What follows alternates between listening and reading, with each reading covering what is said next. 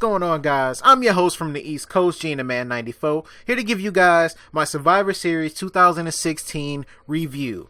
Holy crap, what a show. That was an amazing show. I can't believe that main event. And we're going to talk about that in a little bit. Oh my gosh, I'm absolutely stunned. I just got finished watching it, and I'm absolutely stunned. I can't believe that's what they did. But we'll get to that in a minute. Let's just go from top to bottom, and let's start off with the 5-on-5 Survivor Series Women's Elimination Match. We had Team Raw, Charlotte, Bayley, Nia Jax, Alicia Fox, and Sasha Banks with Dana Brooke versus Team Smackdown, which was supposed to be captained by Nikki Bella, but apparently somebody from Team Raw attacked her before the match could even get started. Becky Lynch, Alexa Bliss, Carmella, and Naomi. And Natalya filled in for Nikki Bella's spot instead of being the coach like she was originally supposed to. So yeah, like I said, before Nikki Bella's music hit, she didn't come out. I mean, when her music hit, she didn't come out, and the team was looking around like, what the heck? She was in the back and, getting tended to, looked like somebody attacked her. And Natalya was like, you know what, I got your back. I don't know. I wasn't supposed to be in this match, but I'll step in for the better of Team SmackDown. And Daniel Bryan was like, yep, sure, go ahead. We have no other choice. So they go out there, they have the match. And it was a pretty decent match. Alicia Fox and Carmella got eliminated first. Nia Jax killed pretty much everybody, but she killed Naomi on the outside to the point where she got counted out to be eliminated. The crowd, the whole night was still putting over Ty Dillinger from last night's NXT event. Every count out, 10. Every strike in the corner, 10. Everything was just 10. There was no 1, 2, 3. Nah, it was 10. Everything was 10. They put Ty Dillinger over this weekend. But yeah, back to the match. It was a pretty decent match. Natalya got Sasha Banks with a roll-up pin. Charlotte took out Natalya with a big boot after Dana helped her escape the sharpshooter. They did put over Nia Jax power though. She double suplexed Alexa Bliss and Becky Lynch. She winded up taking out Alexa with a boot. Charlotte did, got her out of there. Becky Lynch was the sole survivor. I did see some aggression from Bayley as well though. Nia Jax got taken out by Becky though before Becky got taken out. I did see some aggression out of Bayley though. She was being, way more focused than she normally is, and she was trying to get that win for her team. She went back and forth with Becky Lynch until she hit the belly on her and got her out of there, and they picked up the victory.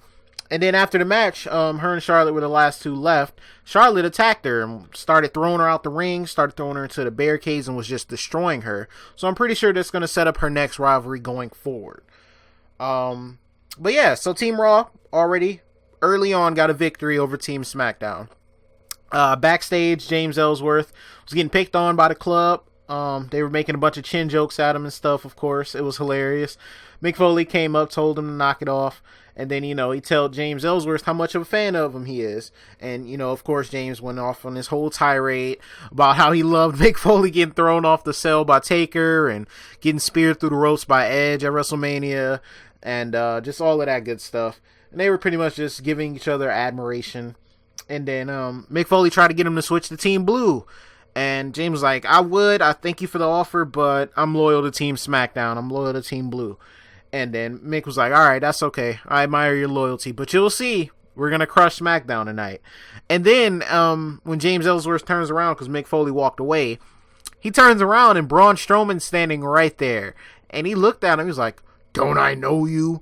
And James Ellsworth took off. And if you guys don't remember, James Ellsworth got squashed by Braun Strowman the first Raw after the draft. That's where James Ellsworth came from. Braun Strowman absolutely destroyed him.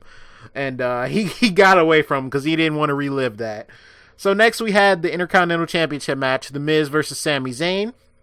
The Miz's work in the ring is just so great. From where he was to where he is now, he just continues to improve.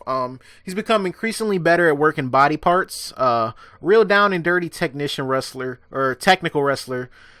which is surprising because he didn't used to work like that in the very early parts of his career. And, coming from Tough Enough in the real world, he didn't have any real wrestling background. He's worked his ass off to get where he is. So I'm very happy for him. He's someone that can pretty much work with anybody and put on a good match. And Sami Zayn's been putting on good matches all year long. It always seems to be fighting from behind in most of his matches, though. I don't know if anybody has noticed that, but he never gives up. He doesn't really give up the fight. He'll still bring the fight to you. And I swear, The Miz has been sending so many shots at Daniel Bryan that they should, if Daniel could go one more match, that would be the match I would want to see.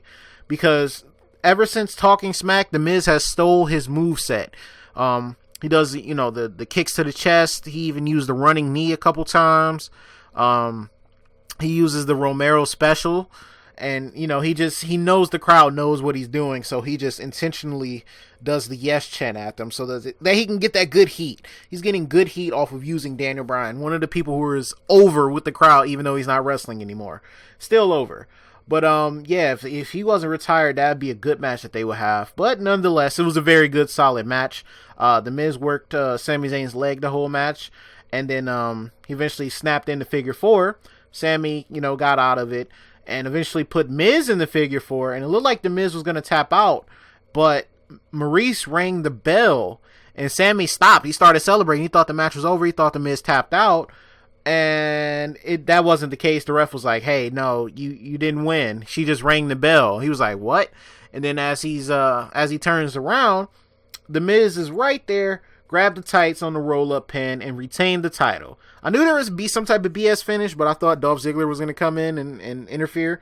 But it seems like they're going to continue their rivalry over on SmackDown, and Sami got screwed out of his title by Maurice. So we still got kind of a screwy finish, but it was okay. Didn't expect Sami to win anyway. AJ and Dean Ambrose backstage, and AJ's telling him just follow his lead, and he'll win the match. And then, they start arguing about TLC and what they're going to do to each other. And Shane was like, hey, I need you guys to be on the same page tonight. We got to go and beat Raw. Whatever you do after tonight, I don't care. But as long as we go and take care of Raw first, that'll be fine. So after that, we had the next Survivor Series match, which is this 10-on-10 Survivor Series Tag Team Elimination Clusterfuck. Team Raw, The New Day, Sheamus and Cesaro, Gallows and Anderson, Enzo and Cass, and the Shining Stars versus Team Smackdown, which was Heath, Slater and Rhyno, the Hype Bros, American Alpha, the Usos, and Breezango. Breezango got eliminated quickly, of course. I expected that. But then the New Day, they were taken out by the Usos very early in the match as well. Because there was no way they could have 5 minutes of all those teams standing on the apron.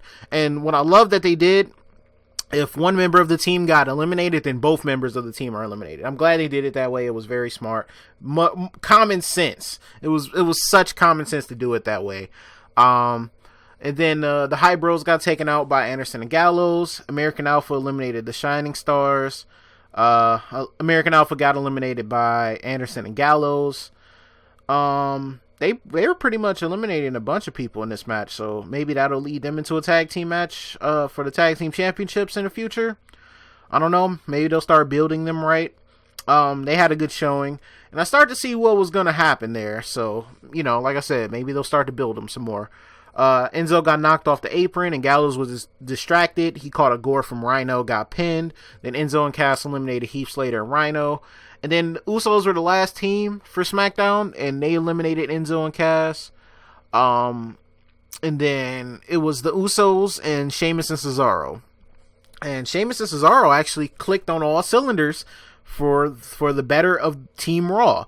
They were saving each other the whole match. Cesaro I can't even say saved Sheamus from a super kick and broke one of the Usos and almost got the win, but the other Usos saved him.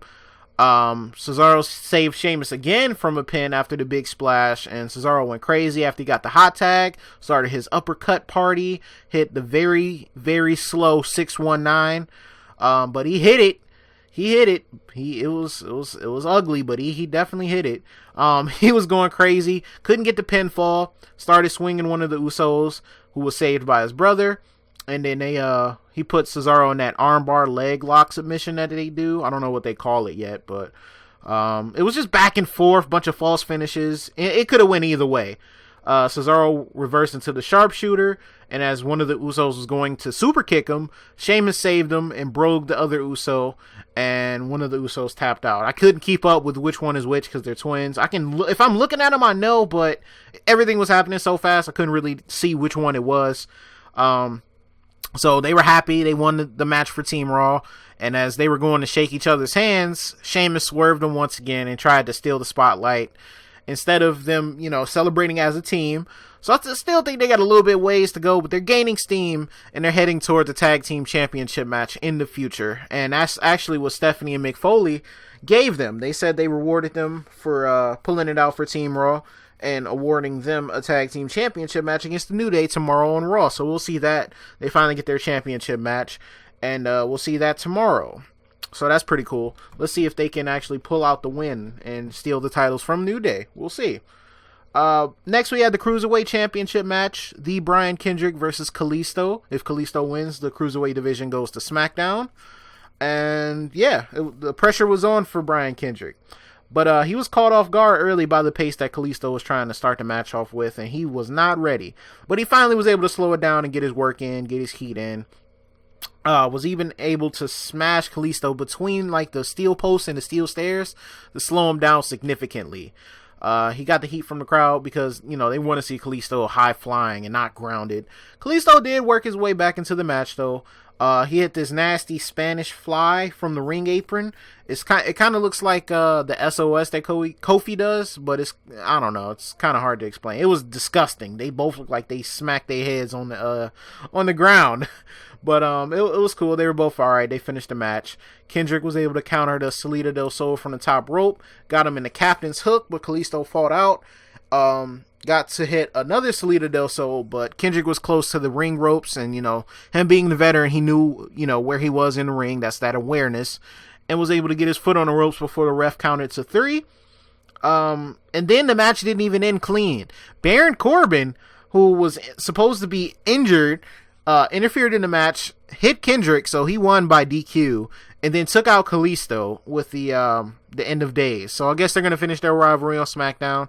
The Cruiserweights are not leaving Raw, even though they're getting their own show anyway, so it doesn't really matter where they were with 205 Live, but Kendrick still is your Cruiserweight champion. We'll see who's able to take the title from him. I'm thinking Rich Swann, because Rich Swann has had a lot of momentum lately, so hopefully he gets his title match, because he's been winning a lot of matches, and I think he got 2 pinfalls over Kendrick, so we'll see. Hopefully they build him up even more. And yeah, so after that, Corbin's walking backstage, proud of what he did, and Daniel Bryan came up to him, and he was mad that he costed SmackDown a chance at the Cruiserweight division, and Corbin pretty much didn't give no fluffs at all. He did not care. He was just mad that he got hurt when he was attacking Kalisto on SmackDown, so he recovers from injury pretty fast. But I digress. So let's talk about the 5-on-5 Survivor Series men's elimination match. Team Raw, which consisted of Kevin Owens, Chris Jericho, Roman Reigns, Braun Strowman, and Seth Rollins, versus Team SmackDown, AJ Styles, Dean Ambrose, Bray Wyatt, Randy Orton, and Shane McMahon. And they had James Ellsworth as the coach, or the mascot, or whatever he was. This match went a long time. I'm sure it eclipsed over 30 minutes in total length, because this match dragged on forever. And I'm not too bad about it, because it was a good match. It was pretty balanced for the most part. Tons of chaos everywhere, but very enjoyable to watch. But then things started to get crazy a little bit. Dean and AJ started to go at it and fight each other. But Dean wound up getting eliminated by the Braun Strowman. And he started beating the hell out of Team Raw after that, because, Strowman don't give no fluffs at all. That man is an absolute monster. He started taking them out and asserting his dominance early on. And then he and Bray Wyatt had a stare down, and Bray tried to get him to join his team again, try to use the mind control. And then as he was going to attack Jericho, he attacked Bray as well and just started his own warpath. And man, it's hard to stop that man, but they found a way to do it. Man, did they find a way to do it. He said a few weeks ago that he's on his own team. He's on Team Strowman. So he didn't care about Raw or SmackDown. He just wanted to go out there and cause a bunch of carnage and destruction. And that's what he did for the most part. And as he was about to put Bray through a table on the outside, he was about to put him through an announce table. Randy RKO'd him out of nowhere, and they set him up on the announce table. And Shane McMahon hit the leap of fate onto the announce table. He didn't miss this time like he did at WrestleMania. He actually hit it and put Braun Strowman through the announce table, which led to him getting counted out because it took those lengths to get Strowman down. And he still got back up, trying to get into the ring to beat the 10 count, the Dillinger count. And underneath the ring, James Ellsworth grabbed his legs so that he was distracted enough that he couldn't get into the ring, and he got eliminated. And my goodness, James Ellsworth paid the price for it. Because after that happened, James Ellsworth came out and started to run away from him, tripped on his way up the up the ring, the ramp or whatever, and then Strowman got to that man and tossed him off the stage into the table, and he died. He did. Ain't no more James Ellsworth for a while. He literally tossed him like a pillow. He just threw this man about, oh my God, that man caught elevation and his body shifted in midair, and he went through one of the tables that was at the top of the ramp on the little outside parts. But yeah, James Ellsworth is dead, and at this point it was only 2 eliminations. It was still 4-on-4. Raw team started to team off on Shane, who was obviously hurt from that jump that he took. Owens got himself DQ'd by hitting AJ with the list of Jericho because AJ went to his side of the ring and knocked him off the apron. He lost his temper, used the list of Jericho to attack AJ Styles, and got himself disqualified. And then Jericho, who was pretty much doing good during this match, was pretty upset that all his papers from his list were, scattered amongst the ring. He got them all together, gathered them, and gave them to one of the refs or whatever. But that distraction allowed for who eliminated Jericho? I think it was Randy Orton. Randy Orton RKO'd him off the distraction out of nowhere, and Jericho got eliminated. So then it was pretty much down to Seth and Roman for Team Raw, and only Dean had been eliminated for Team SmackDown. I'm thinking Jericho is going to be pissed at Owens for using his list to attack AJ Styles. But after that, SmackDown tried to gain even more of an advantage. Shane went to do the coast to coast on Roman Reigns, and he was already hurt. He already took the leap of fate. Shane is getting old, so his body started to wear down apparently. But he went for that leap of fate, that coast to coast, and got speared in the middle of the air. He got speared, and that was it. He was hurt. If you looked at Shane McMahon's face, his eyes, they were glossed. I don't know if he got a concussion after that. That looked nasty. The way his head smacked him, it was done. He got eliminated after that. The doctors had to get him out the ring. It looked like he kicked out, but the ref just was like, nope, you're done. I don't even think he was aware of what was going on at that very moment. But the doctors got him out the ring. And then it was 3-on-2. So, Rollins and Reigns kept on fighting Team SmackDown, kept on fighting to stay in the match. They tried to do a shield spot on Randy, but AJ saved him. And then Dean Ambrose, obviously pissed because he felt like AJ costed him the pinfall earlier in the match, came back out to attack AJ Styles. And then, the security got him up, tried to get him up out of there. And then, because they were about to hit the shield spot, and AJ stopped him, and they noticed that Dean wasn't going after them, so they was like, hey, that's our Shield brother. We don't care all of whatever we went through. That's our Shield brother. So they started to attack the security, got him up off of him, and then a Shield spot happened. Rollins, Reigns, and Ambrose picked up AJ Styles for the Shield powerbomb one last time, and it was over for AJ after that. That's when the refs escorted Dean out.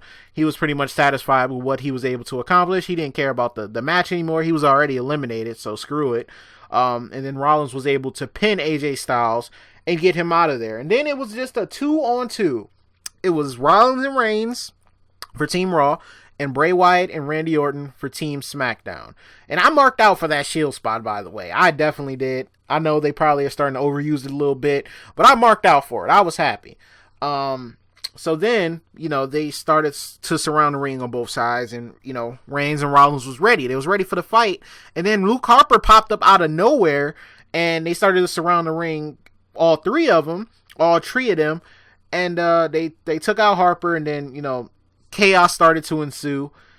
Harper was attacking him on the outside because the ref wasn't looking. I think he had Roman with a super kick or something. Seth took him out with the suicide dive, then went to go fight Bray. He went for a frog splash and got RKO'd out of nowhere and got pinned. And then it was just down to the Roman and the Reigns versus the Wyatt family. And he almost had it. He was about to do it for Team Raw. He was about to eliminate Bray. He went for the spear, and Randy pushed him out the way and took the spear. He sacrificed himself, and Roman got caught with Sister Abigail. And the Wyatt family picked up the victory for Team SmackDown. And SmackDown finally got a win. They finally got a win. This match was incredible. It was all over the place. It was a marathon. It was chaos. And so many stories got told. And so much chaos happened that this is a Survivor Series match for the ages. One of my favorites of all time. But a few stories that are coming out of here, we'll see where this goes, is that Bray gets his big win. Strowman looks strong. They had to go to drastic measures to get him eliminated. Jericho versus Owens is now a possibility, and they've opened the door for a future Shield reunion. Not anything anytime soon, but a future Shield reunion could definitely be in the works because they all don't completely hate each other as they seem to be. But yeah, so a bunch of stories coming out of that match, and I completely enjoyed it. Now, let's talk about the main event. Brock Lesnar versus Goldberg. Fantasy warfare has ensued.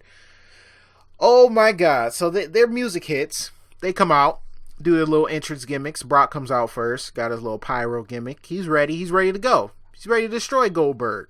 Ready to destroy him. Goldberg comes out, vintage security knocking on his door. He busts the door open, gets escorted to the ring. Vintage Goldberg attire, vintage music, vintage pyro, vintage Goldberg chants. They get in the ring. Ref tries to separate him before they start to go crazy. And then the bell rings. Ding, ding, ding. The match has started. So what does Brock do? He immediately picks Goldberg up and takes him to the corner and looks at him. He don't start attacking him. He just looks at him like, yeah, you ain't about to beat me this time, Goldberg. Yeah, I'm Brock. And then what happens? Goldberg pushes this man and he falls to the ground. Like, I've never seen Brock get pushed like that and look so weak. And then he smiles at him, gets up, but he messed up.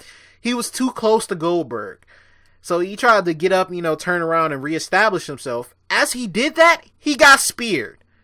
Boom, spear out of nowhere. Boom. Goldberg retreats, lines him up for another one. He gets speared again. I'm like, what the heck is happening? What is going on here? What? Wait, what? And then Goldberg gets this man Brock up, hits him with the dang jackhammer, and pinned him in 1 minute. 1 minute! Brock Lesnar got beat by Goldberg. What? Whoa! Brock got his ass beat. And I loved every single second of it. I thought Brock was going to destroy Goldberg the way Goldberg destroyed Brock. And that's not what happened. That is the complete opposite of what happened. Goldberg went in there, put his big boy pants on, or shorts, and took it to Brock Lesnar. Brock Lesnar will forever have a blemish on his record, and that is Goldberg. I thought they were going to give Brock his win back. They didn't. They did not. And he looked even worse this time. He's had years to prepare for this rematch and got his ass whooped by Goldberg. What? Are we serious? I did not expect that. I didn't. And I loved it. It was great. Forget Brock. I hate Brock. Goldberg didn't look that bad either. He said he was going to be ready. He was ready. I've been throwing out the jokes. Maybe he was too old. Maybe he was past his prime. Well, I'm sure he's past his prime, but he looked good. And though that 1 little minute, that's all he needed to do, and he looked great. I'm glad they did this. This far exceeded my expectations. I thought they were going to try to do collar and elbow tie-ups and all this other stuff. I thought he was going to get taken to Suplex City. But no. Goldberg dominated him in even more dominating fashion than he did 12 years ago. Oh my goodness. Incredible. Absolutely incredible. Oh my goodness. What did you guys think of this? I gotta hear your thoughts on this down in the comment section. Please let me know how you felt about the whole pay-per-view as a whole. This match in particular, did you feel like, were you guys in agreement that Raw dominated this? Were you guys happy about that? Did you think SmackDown maybe should have won a few more matches? Let me know your comments. Let me know your thoughts down in the comment section below. I'm eager to hear them. Thank you guys for watching. Slap a like on the video if you enjoy. Subscribe if you guys are new. I'm pretty sure I've been getting some new people on the videos lately because my numbers have gone up a little bit. So I want to thank you guys. If you guys are still sticking around, go ahead and subscribe. I'll be bringing out more wrestling content for you guys. And thank you guys. I'll talk to you guys later. Peace.